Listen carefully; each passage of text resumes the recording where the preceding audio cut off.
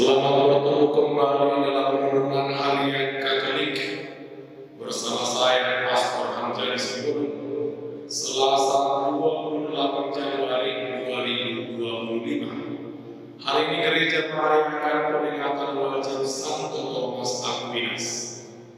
Injil yang akan kita renungkan pada hari ini diambil dari Injil Markus bab 3 ayat 32 sampai 35. Mari kita dengarkan. Tuhan bersamamu dan bersamamu. Inilah Injil suci menurut Markus.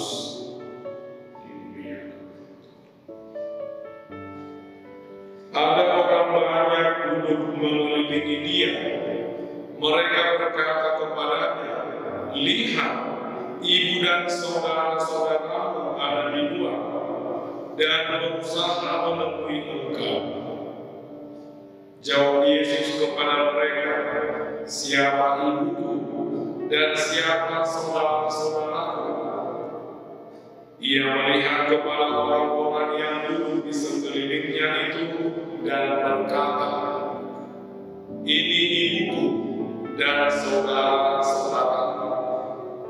Barang siapa melakukan kehendak Allah, dialah saudaraku laki-laki, dialah saudaraku perempuan, dan dialah ibuku." Demikianlah sabda Tuhan.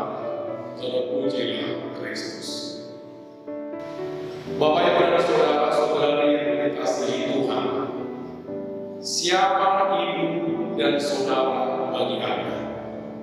Tentulah kita akan menjawab dengan spontan bahwa ibu adalah dia yang melahirkan kita, dan saudara adalah kerabat keluarga yang memiliki hubungan darah dengan kita.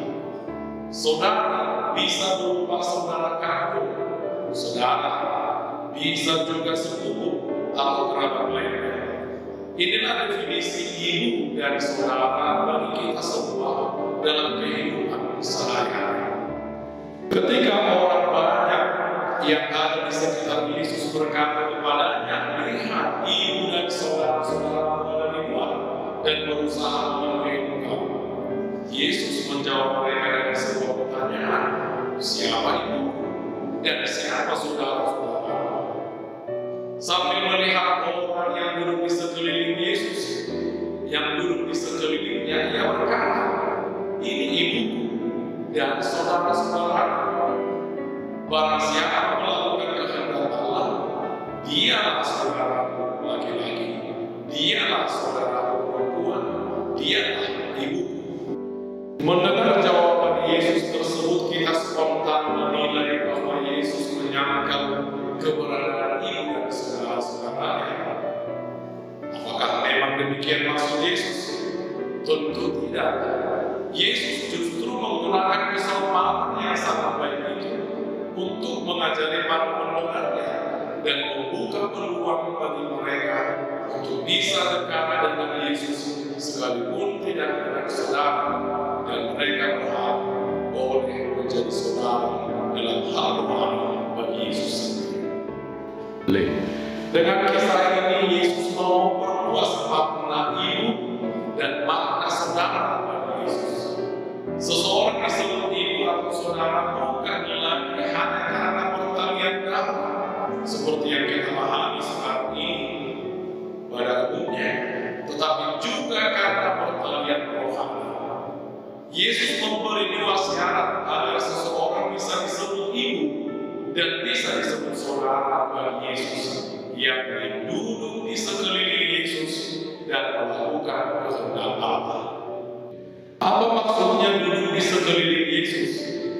Duduk di sekeliling Yesus berarti hadir bersama Yesus, menemani Yesus, dan membenarkan Yesus.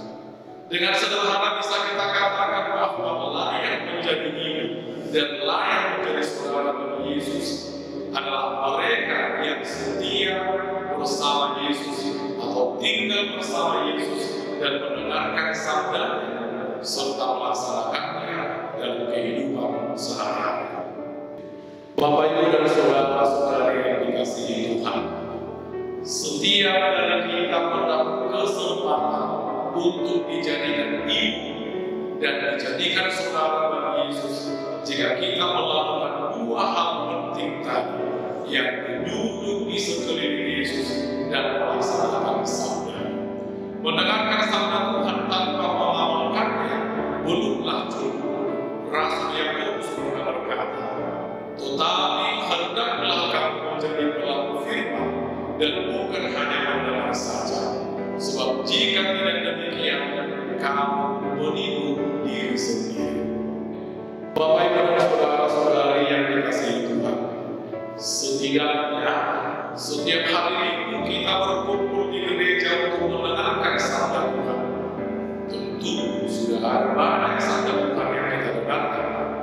Tetapi apakah kita sungguh menjadi pelaku firman, melaksanakannya dalam kehidupan kita sehari-hari? Apakah sabda Tuhan itu sudah berbuah dalam kehidupan kita? Baiklah kita Bapak Ibu dan saudara-saudari yang dikasihi Tuhan, menjadi pelaku firman, melaksanakan sabda Tuhan yang sudah kita dengarkan, sehingga